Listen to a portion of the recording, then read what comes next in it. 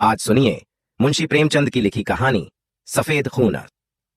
चैत का महीना था, लेकिन खलियान जहां अनाज की ढेरियां लगती थीं, अब पशुओं के शरणास्थल बन गए थे। जहां पहले घरों से फाग और बसंत की ध्वनि सुनाई देती थी, वहां अब भाग्य का रोना सुनाई दे रहा था। पूरा चौमासा बीत गया, लेकिन पानी की एक बूंद भी नहीं गिरी। जेठ में एक बार मूसलाधार बारिश हुई थी, जिससे किसान बेहद खुश हो गए थे। खरीफ की फसल बो दी गई, लेकिन इंद्रदेव ने मानो अपनी सारी संपत्ति एक ही बार में लुटा दी थी। पौधे उगे, बढ़े और फिर सूख गए। गोचर भूमि में घास तक नहीं जमी। बादल आते, घटाएं उमड़ती, ऐसा लगता कि जल थल एक हो जाएगा, लेकिन वे बादल आशा की नहीं, बल्कि दुख की घटाएं थीं। किसानों ने कई प्रकार के जप तप किए, ईंट और पत्थर के देवी देवताओं की पूजा की, बलिदान किए, पानी की अभिलाषा में खून बहाया, लेकिन इंद्रदेव किसी भी प्रकार से नहीं पसीजे। न खेतों में पौधे थे, न गोचरों में घास, न तालाबों में पानी। चारों ओर धूल उड़ रही थी। दरिद्रता और भूख के दारुण दृश्य दिखाई दे रहे थे। लोगों ने पहले अपने गहने और बर्तन गिरवी रख दिए और फिर बेच डाले। उसके बाद जानवरों की बारी आई, और जब जीविका का कोई अन्य साधन न बचा, तो किसान अपने बाल बच्चों को लेकर मजदूरी करने निकल पड़े। अकाल पीड़ितों की सहायता के लिए सरकार ने कुछ जगहों पर सहायता के काम शुरू किए थे। कई लोग वहीं जाकर बस गए। जहां जिसे सुविधा मिली वह उधर ही चला गया। संध्या का समय था। जादू राय थका मांदा आकर बैठ गया और उदास होकर अपनी पत्नी से बोला, दरखास्त नामंजूर हो गई। यह कहते हुए वह आंगन में जमीन पर लेट गया। उसका चेहरा पीला पड़ गया था और उसकी आंतें सिकुड़ गई थीं। आज 2 दिन से उसने दाने की सूरत नहीं देखी थी। घर की सारी संपत्ति, गहने, कपड़े, बर्तन, भांडे सब पेट में समा गए थे। गांव का साहूकार भी अब पतिव्रता स्त्रियों की भांति आंखें चुराने लगा था। अब सिर्फ तकाबी का सहारा था और उसी के लिए दरखास्त दी थी, लेकिन वह भी नामंजूर हो गई। आशा की आखिरी किरण भी बुझ गई। देवकी ने अपने पति को करुण दृष्टि से देखा। उसकी आंखों में आंसू उमड़ आए। पति दिन भर का थका मांदा घर आया है, उसे क्या खिलाए। लज्जा के मारे वह उसके लिए हाथ पैर धोने का पानी तक न ला सकी। जब वह हाथ पैर धोकर आशा भरी नजरों से उसकी ओर देखेगा, तो वह उसे क्या खाने को देगी। उसने भी कई दिनों से दाने की सूरत नहीं देखी थी, लेकिन इस समय उसे जो दुख हुआ वह भूख से होने वाले कष्ट से कहीं अधिक था। स्त्री घर की लक्ष्मी होती है और परिवार को खिलाना पिलाना उसका कर्तव्य होता है। यह उसके लिए एक गहरी मानसिक पीड़ा थी, जिसे पुरुष समझ नहीं सकते। हठात उसका बच्चा साधो नींद से जागा और मिठाई के लालच में अपने पिता से लिपट गया। इस बच्चे ने दिन भर चने की रोटी का एक टुकड़ा खाया था और तब से कई बार उठा और रोते रोते सो गया था। 4 साल का नादान बच्चा, उसे बारिश और मिठाई में कोई संबंध नजर नहीं आता था। जादू राय ने उसे गोद में उठा लिया और उसकी ओर दुख भरी दृष्टि से देखा। गर्दन झुक गई और हृदय की पीड़ा आंखों में न समा सकी। दूसरे दिन यह परिवार भी घर से बाहर निकला। जैसे पुरुषों के चित्त से अभिमान और स्त्रियों की आंखों से लज्जा नहीं निकलती, उसी तरह अपनी मेहनत से रोटी कमाने वाला किसान भी मजदूरी की खोज में घर से बाहर नहीं निकलता। लेकिन हां, पापी पेट, तू सब कुछ कर सकता है। मान और अभिमान, ग्लानि और लज्जा के सभी चमकते हुए तारे तेरी काली घटाओं की ओट में छिप जाते हैं। प्रभात का समय था। ये दोनों विपत्ति के सताए घर से निकले।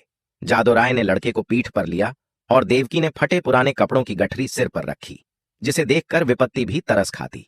दोनों की आंखें आंसुओं से भरी हुई थीं। देवकी रो रही थी, जादू राय चुपचाप था। गांव के 2-4 लोगों से मुलाकात हुई, लेकिन किसी ने इतना भी नहीं पूछा कि कहां जा रहे हो। किसी के हृदय में सहानुभूति का भाव नहीं था। जब ये लोग लालगंज पहुंचे, उस समय सूर्य सिर के ऊपर था। वहां मीलों तक आदमी ही आदमी नजर आ रहे थे, लेकिन हर चेहरे पर दीनता और दुख के चिन्ह झलक रहे थे। बैसाख की जलती हुई धूप थी। आग के झोंके जोर जोर से चल रहे थे। ऐसे समय में हड्डियों के ढांचे, जिनके शरीर पर किसी प्रकार का कपड़ा नहीं था, मिट्टी खोदने में लगे हुए थे, मानो वे अपने हाथों अपनी कब्र खोद रहे हों। बूढ़े, जवान, मर्द और बच्चे सब निराश और विवश होकर काम कर रहे थे, मानो मृत्यु और भूख उनके सामने बैठी घूर रही हो। इस आफत में न कोई किसी का मित्र था, न कोई किसी का हितैषी। दया, सहृदयता और प्रेम, ये सब मानवीय भाव हैं, जिनका अनुभव मनुष्य करता है। लेकिन प्रकृति ने हमें सिर्फ स्वार्थ का भाव दिया है। मानवीय भाव अक्सर कपटी मित्रों की तरह हमारा साथ छोड़ देते हैं, परंतु यह ईश्वर प्रदत्त गुण हमारा साथ नहीं छोड़ता। 8 दिन बीत चुके थे। संध्या का समय था और काम समाप्त हो चुका था। डेरे से कुछ दूरी पर आम का एक बाग था, जहां जादू राय और देवकी एक पेड़ के नीचे बैठे हुए थे। दोनों इतने कृश हो चुके थे कि उनकी सूरत पहचान में नहीं आ रही थी। अब वे स्वाधीन कृषक नहीं रहे, समय के फेर से मजदूर बन चुके थे। जादू राय ने बच्चे को जमीन पर सुला दिया। उसे कई दिनों से बुखार था, कमल सा चेहरा मुरझा गया था। देवकी ने धीरे से हिलाकर कहा, बेटा आंखें खोलो, देखो सांझ हो गई। साधु ने आंखें खोल दी, बुखार उतर गया था और बोला, क्या हम घर आ गए मां? घर की याद आते ही देवकी की आंखें भर आईं। उसने कहा, नहीं बेटा, तुम अच्छे हो जाओगे, फिर घर चलेंगे। उठो, देखो कितना सुंदर बाग है। साधु मां के हाथों का सहारा लेकर उठा और बोला, मां, मुझे बहुत भूख लगी है, लेकिन तुम्हारे पास तो कुछ नहीं है, मुझे क्या खाने को दोगी? देवकी के हृदय में चोट लगी, पर धीरज धरकर बोली, नहीं बेटा, तुम्हारे खाने को मेरे पास सब कुछ है। तुम्हारे बाबा पानी लाते हैं तो नरम नरम रोटियां बनाकर देती हूं। साधु ने मां की गोद में सिर रख लिया और बोला, मां, मैं ना होता तो तुम्हें इतना दुख ना होता। यह कहते हुए वह फूट फूट कर रोने लगा। यह वही नादान बच्चा था जो 2 सप्ताह पहले मिठाइयों के लिए दुनिया सिर पर उठा लेता था। दुख और चिंता ने उसे कितना बदल दिया था। यह विपत्ति का फल था, कितना दुःखपूर्ण और करुणाजनक। इसी बीच में कई लोग लालटेन लेकर वहां आए। फिर गाड़ियां आईं जिन पर डेरे और खेमे लदे हुए थे। दम के दम में वहां खेमे गाड़ दिए गए। पूरे बाग में चहल पहल नजर आने लगी। देव की रोटियां सेंक रही थीं और साधु धीरे धीरे उठा और आश्चर्य से देखते हुए एक डेरे के नजदीक जाकर खड़ा हो गया। पादरी मोहनदास खेमे से बाहर निकले तो साधु को खड़ा देखा। उसकी सूरत देखकर उन्हें तरस आ गया। प्रेम का सागर उमड़ आया। बच्चे को गोद में लेकर खेमे में एक गद्देदार कोच पर बिठा दिया और बिस्कुट और केले खाने को दिए। लड़के ने अपनी जिंदगी में इतनी स्वादिष्ट चीजें कभी नहीं देखी थीं। भूख से बेचैन होकर उसने जमकर खाया और फिर कृतज्ञ नजरों से देखते हुए पादरी साहब के पास जाकर बोला, क्या तुम मुझे रोज ऐसी चीजें खिलाओगे? पादरी साहब उसके भोलेपन पर मुस्कुराए और बोले, मेरे पास इससे भी अच्छी अच्छी चीजें हैं। साधु ने कहा, अब मैं रोज तुम्हारे पास आऊंगा। मां के पास ऐसी अच्छी चीजें कहां? वह मुझे रोज चने की रोटियां खिलाती है। उधर देवकी ने रोटियां बनाई और साधु को पुकारने लगी। साधु ने मां के पास आकर कहा, मुझे साहब ने अच्छी अच्छी चीजें खाने को दी हैं। साहब बड़े अच्छे हैं। देवकी ने कहा, मैंने तुम्हारे लिए नरम नरम रोटियां बनाई हैं, आओ तुम्हें खिलाऊं। साधु बोला, अब मैं ना खाऊंगा। साहब कहते थे कि मैं तुम्हें रोज अच्छी अच्छी चीजें खिलाऊंगा, अब मैं उनके साथ रहूंगा। मां ने समझा कि लड़का मजाक कर रहा है। उसने उसे छाती से लगाकर कहा, क्यों बेटा, हमको भूल जाओगे? देखो मैं तुम्हें कितना प्यार करती हूं। साधु तुतलाकर बोला, तुम तो मुझे रोज चने की रोटियां दिया करती हो, तुम्हारे पास तो कुछ नहीं है। साहब मुझे केले और आम खिलाएंगे। यह कहकर वह फिर खेमे की ओर भागा और रात को वहीं सो रहा। पादरी मोहनदास का डेरा वहां 3 दिन रहा। साधु दिन भर उन्हीं के पास रहता। साहब ने उसे मीठी दवाइयां दी जिससे उसका बुखार उतर गया। वह भोले भाले किसान यह देखकर साहब को आशीर्वाद देने लगा। लड़का ठीक हो गया और आराम से सो गया। साहब को परमात्मा सुखी रखे, उन्होंने बच्चे की जान बचा ली। चौथे दिन रात को पादरी साहब ने वहां से कूच किया। सुबह को जब देवकी उठी तो साधु का वहां पता न था। उसने समझा कहीं टपके ढूंढने गया होगा, लेकिन थोड़ी देर बाद उसने जादू राय से कहा, लल्लू यहां नहीं है। जादू राय ने भी यही कहा, कहीं टपके ढूंढता होगा। लेकिन जब सूरज निकल आया और काम पर जाने का वक्त हुआ, तब जादू राय को कुछ संशय हुआ। उसने कहा, तुम यहीं बैठी रहना, मैं अभी उसे लेकर आता हूं। जादू ने आसपास के सभी बागों को छान डाला और अंत में जब 10 बज गए तो निराश लौट आया। साधु न मिला। यह देखकर देवकी ढाढ़े मारकर रोने लगी। फिर दोनों अपने लाल की तलाश में निकले। अनेक विचार उनके चित्त में आ रहे थे। देवकी को पूरा विश्वास था कि साहब ने उस पर कोई मंत्र डालकर उसे वश में कर लिया है, लेकिन जादू को इस कल्पना को मानने में कुछ संदेह था। बच्चा इतनी दूर अनजान रास्ते पर अकेले नहीं जा सकता। फिर भी दोनों गाड़ी के पहियों और घोड़े के टापों के निशान देखते चले जाते थे, यहां तक कि एक सड़क पर आ पहुंचे।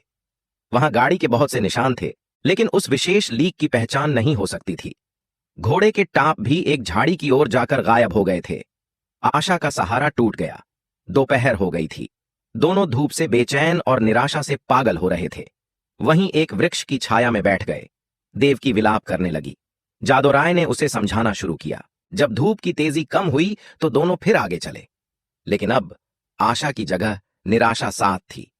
घोड़े के टापों के साथ उम्मीद का धुंधला निशान गायब हो गया था। शाम हो गई। इधर उधर गायों बैलों के झुंड निर्जीव से पड़ते थे। ये दोनों दुखी हिम्मत हारकर एक पेड़ के नीचे टिके रहे। उसी वृक्ष पर एक मैना का जोड़ा बसेरा लिए हुए था। उनका नन्हा सा शावक आज ही एक शिकारी के चंगुल में फंस गया था। दोनों दिन भर उसे खोजते फिरे। इस समय निराश होकर बैठे थे। देवकी और जादू को अभी तक आशा की झलक दिखाई देती थी, इसलिए वे बेचैन थे। 3 दिन तक ये दोनों अपने खोए हुए लाल की तलाश करते रहे। दाने से भेंट नहीं, प्यास से बेचैन होकर 2-4 घूंट पानी गले के नीचे उतार लेते। आशा की जगह निराशा का सहारा था। दुख और करुणा के सिवाय और कोई वस्तु नहीं थी। किसी बच्चे के पैर के निशान देखते तो उनके दिलों में आशा तथा भय की लहरें उठने लगती थीं, लेकिन प्रत्येक पग उन्हें अभीष्ट स्थान से दूर ले जाता था। इस घटना को 14 वर्ष बीत गए। इन 14 वर्षों में सारी काया पलट गई। चारों ओर रामराज्य दिखाई देने लगा। इंद्रदेव ने कभी उस तरह अपनी निर्दयता न दिखाई और न जमीन ने ही। उमड़ी हुई नदियों की तरह अनाज से ढेरियां भरी चलीं। उजड़े हुए गांव बस गए। मजदूर किसान बन बैठे और किसान जायदाद की तलाश में दौड़ने लगे। वहीं चैत के दिन थे। खलियानों में अनाज के पहाड़ खड़े थे। भाट और भिखमंगे किसानों की बढ़ती के तराने गा रहे थे। सुनारों के दरवाजे पर सारे दिन और आधी रात तक ग्राहकों का जमघट लगा रहता था। दर्जी को सिर उठाने की फुर्सत न थी। इधर उधर दरवाजों पर घोड़े हिनहिना रहे थे। देवी के पुजारियों को अजीर्ण हो रहा था। जादोराय के दिन भी फिरे।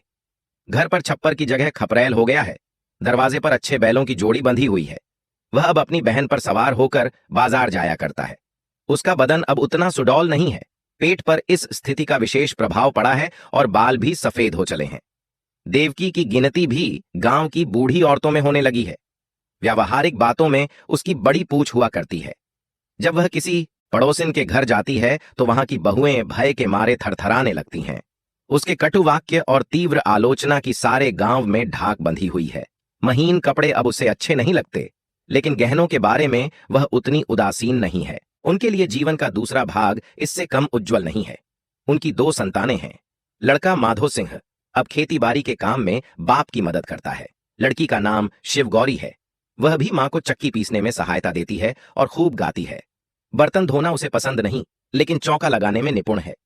गुड़ियों के ब्याह करने से उसका जी कभी नहीं भरता। आए दिन गुड़ियों के विवाह होते रहते हैं। हाँ, इनमें किफायत का पूरा ध्यान रहता है। खोए हुए साधो की याद अब भी बाकी है। उसकी चर्चा नित्य होती है और कभी बिना रुलाए नहीं रहती। देवकी कभी कभी पूरे दिन उस लापता बेटे की सुध में अधीर रहती है। सांझ हो गई थी। बैल दिन भर के थके मांदे सिर झुकाए चले आते थे।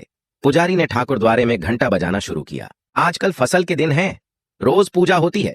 जादोराय खाट पर बैठे नारियल पी रहे थे। शिवगौरी रास्ते में खड़ी उन बैलों को कोस रही थी जो उसके भूमिस्थ विशाल भवन का निरादर करके उसे रौंदते चले जाते थे।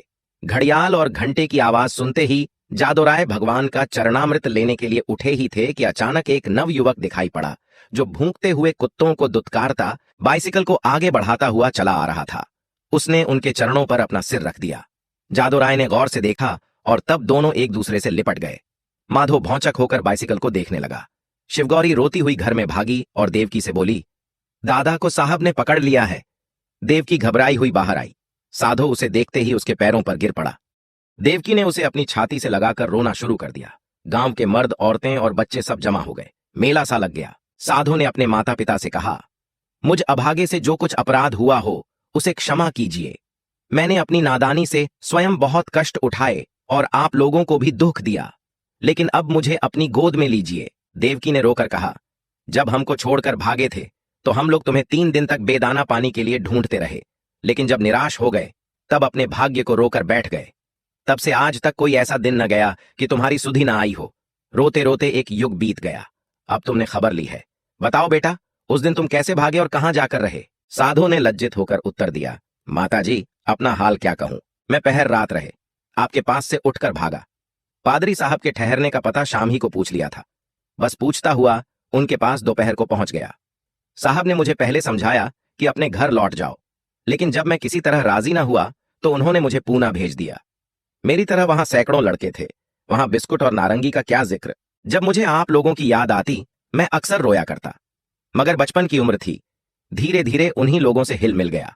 हां, जब से कुछ होश हुआ है और अपना पराया समझने लगा हूं, तब से अपनी नादानी पर हाथ मलता रहा हूं। रात दिन आप लोगों की रट लगी हुई थी। आज आप लोगों के आशीर्वाद से यह शुभ दिन देखने को मिला। दूसरों के बीच बहुत दिन काटे, बहुत दिनों तक अनाथ रहा। अब मुझे अपनी सेवा में रखिए, मुझे अपनी गोद में लीजिए। मैं प्रेम का भूखा हूं। बरसों से मुझे जो सौभाग्य नहीं मिला वह अब दीजिए। गांव के बहुत से बूढ़े जमा थे। उनमें से जगत सिंह बोले, तो क्यों बेटा, तुम इतने दिनों तक पादरियों के साथ रहे, उन्होंने तुम्हें भी पादरी बना लिया होगा? साधो ने सिर झुकाकर कहा, जी हां, यह तो उनका दस्तूर है। जगत सिंह ने जादूराय की तरफ देखकर कहा, यह बड़ी कठिन बात है। साधो बोला, बिरादरी मुझे जो प्रायश्चित बतलाएगी मैं उसे करूंगा। मुझसे जो कुछ बिरादरी का अपराध हुआ है नादानी से हुआ है, लेकिन मैं उसका दंड भोगने के लिए तैयार हूं। जगत सिंह ने फिर जादूराय की तरफ कनखियों से देखा और गंभीरता से बोले, हिंदू धर्म में ऐसा कभी नहीं हुआ है। यूं तुम्हारे माँ बाप तुम्हें अपने घर में रख लें, तुम उनके बेटे हो, मगर बिरादरी कभी इस काम में शरीक नहीं होगी। बोलो जादूराय, क्या कहते हो? कुछ तुम्हारे मन की भी तो सुन लें। जादूराय बड़ी दुविधा में था। एक ओर तो अपने प्यारे बेटे की प्रीति थी, दूसरी ओर बिरादरी का भय मारे डालता था। जिस लड़के के लिए रोते रोते आंखें फूट गईं, आज वहीं सामने खड़ा आंखों में आंसू भरे कहता है, पिताजी मुझे अपनी गोद में लीजिए, और मैं पत्थर की तरह अचल खड़ा हूं। शोक। इन निर्दयी भाइयों को किस तरह समझाऊं, क्या करूं, क्या न करूं। लेकिन मां की ममता उमड़ आई। देवकी से न रहा गया। उसने अधीर होकर कहा, मैं अपने घर में रखूंगी और कलेजे से लगाऊंगी। इतने दिनों के बाद मैंने उसे पाया है, अब उसे नहीं छोड़ सकती। जगत सिंह रुष्ट होकर बोले, चाहे बिरादरी छूट ही क्यों न जाए। देवकी ने भी गर्म होकर जवाब दिया, हाँ, चाहे बिरादरी छूट जाए। लड़के वालों ही के लिए आदमी बिरादरी की आड़ पकड़ता है। जब लड़का न रहा तो भला बिरादरी किस काम आएगी। इस पर कई ठाकुर लाल लाल आंखें निकालकर बोले, ठाकुराइन, ठाकुराइन बिरादरी की तो खूब मर्यादा करती हो। लड़का चाहे किसी रास्ते पर जाए, लेकिन बिरादरी चूं तक न करे। ऐसी बिरादरी कहीं होगी। हम साफ साफ कहे देते हैं कि अगर यह लड़का तुम्हारे घर में रहा तो बिरादरी भी बता देगी कि वह क्या कर सकती है। जगत सिंह कभी कभी जादूराय से रुपये उधार लिया करते थे। मधुर स्वर से बोले, भाभी, बिरादरी यह थोड़े ही कहती है कि तुम लड़के को घर से निकाल दो। लड़का इतने दिनों के बाद घर आया है तो हमारे सिर आंखों पर रहे, बस जरा खाने पीने और छूत छात का बचाव बना रहना चाहिए। बोलो जादो भाई, अब बिरादरी को कहां तक दबाना चाहते हो। जादूराय ने साधु की तरफ करुणा भरे नेत्रों से देखकर कहा, बेटा, जहां तुमने हमारे साथ इतना सलूक किया है वहां जगत भाई की इतनी बात मान लो। साधु ने कुछ तीक्ष्ण शब्दों में कहा, क्या मान लूं? यह कि अपनों में गैर बनकर रहूं, अपमान सहूं, मिट्टी का घड़ा भी मेरे छूने से अशुद्ध हो जाए। नहीं, यह मेरा किया न होगा। इतनी निर्लज्जता नहीं। जादूराय को पुत्र की यह कठोरता अप्रिय मालूम हुई। वे चाहते थे कि इस वक्त बिरादरी के लोग जमा हैं, उनके सामने किसी तरह समझौता हो जाए। फिर कौन देखता है कि हम उसे किस तरह रखते हैं। चिढ़कर बोले, इतनी बात तो तुम्हें माननी ही पड़ेगी। साधो इस रहस्य को न समझ सका। बाप की इस बात में उसे निष्ठुरता की झलक दिखाई दी। बोला, मैं आपका बेटा हूं, आपके बेटे की तरह रहूंगा। आपके भक्ति और प्रेम की प्रेरणा मुझे यहां तक लाई है। मैं अपने घर में रहने आया हूं। अगर यह नहीं है तो इसके सिवा मेरे लिए कोई उपाय नहीं है कि जितनी जल्दी हो सके यहां से भाग जाऊं। जिनका खून सफेद है उनके बीच में रहना व्यर्थ है। देवकी ने रोकर कहा, लल्लू, मैं अब तुम्हें न जाने दूंगी। साधु की आंखें भर आईं, पर मुस्कुरा कर बोला, मैं तो तुम्हारी थाली में खाऊंगा। देवकी ने उसे ममता और प्रेम की दृष्टि से देखकर कहा, मैंने तो तुझे छाती से दूध पिलाया है, तू मेरी थाली में खाएगा तो क्या? मेरा बेटा ही तो है, कोई और तो नहीं हो गया। साधु इन बातों को सुनकर मतवाला हो गया। इनमें कितना स्नेह, कितना अपनापन था। बोला, मां, आया तो मैं इसी इरादे से था कि अब कहीं न जाऊंगा, लेकिन बिरादरी ने मेरे कारण यदि तुम्हें जातिच्युत कर दिया तो मुझसे न सका जाएगा।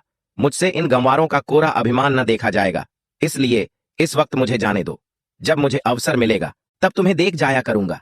तुम्हारा प्रेम मेरे चित्त से नहीं जा सकता, लेकिन यह असंभव है कि मैं इस घर में रहूं और अलग खाना खाऊं, अलग बैठूं। इसके लिए मुझे क्षमा करना। देवकी घर से पानी लाई। साधो मुंह धोने लगा। शिवगौरी ने मां का इशारा पाया तो डरते डरते साधो के पास गई और आदर पूर्वक दंडवत की। साधो ने पहले उन दोनों को आश्चर्य से देखा, फिर अपनी मां को मुस्कुराते देख समझ गया। दोनों बच्चों को छाती से लगा लिया और तीनों भाई बहन प्रेम से हंसने खेलने लगे। मां खड़ी यह दृश्य देखती थी और उमंग से फूली न समाती थी। जलपान करके साधो ने बाइसिकल संभाली और मां बाप के सामने सिर झुकाकर चल पड़ा।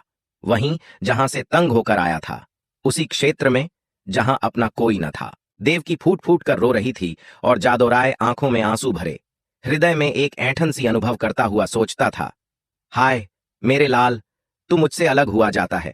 ऐसा योग्य और होनहार लड़का हाथ से निकल जाता है, और केवल इसलिए कि अब हमारा खून सफेद हो गया। मुंशी प्रेमचंद की कहानी सफेद खून सामाजिक और मानवीय दृष्टिकोण से गहरी शिक्षा देती है। इस कहानी के माध्यम से हमें यह समझने को मिलता है कि समाज में व्याप्त भेदभाव और जातिवाद कितना निंदनीय है। कहानी के पात्रों की जिंदगियों के माध्यम से यह स्पष्ट होता है कि जाति और धर्म के नाम पर लोगों को अलग अलग मानना और उनके साथ भेदभाव करना गलत है। कहानी हमें यह भी सिखाती है कि मानवता और करुणा सबसे महत्वपूर्ण है और इनकी अनुपस्थिति के कारण समाज में विभाजन और संघर्ष उत्पन्न होते हैं। सफेद खून यह दिखाती है कि मनुष्यता और समानता के प्रति संवेदनशीलता का अभाव कितनी गंभीर समस्याएं पैदा कर सकता है। इसके अलावा कहानी यह प्रेरणा देती है कि समाज में समानता और न्याय को बढ़ावा देने के लिए हमें व्यक्तिगत और सामाजिक स्तर पर जागरूकता और संवेदनशीलता का परिचय देना चाहिए। आप सुन रहे थे मुंशी प्रेमचंद की लिखी कहानी सफेद खून।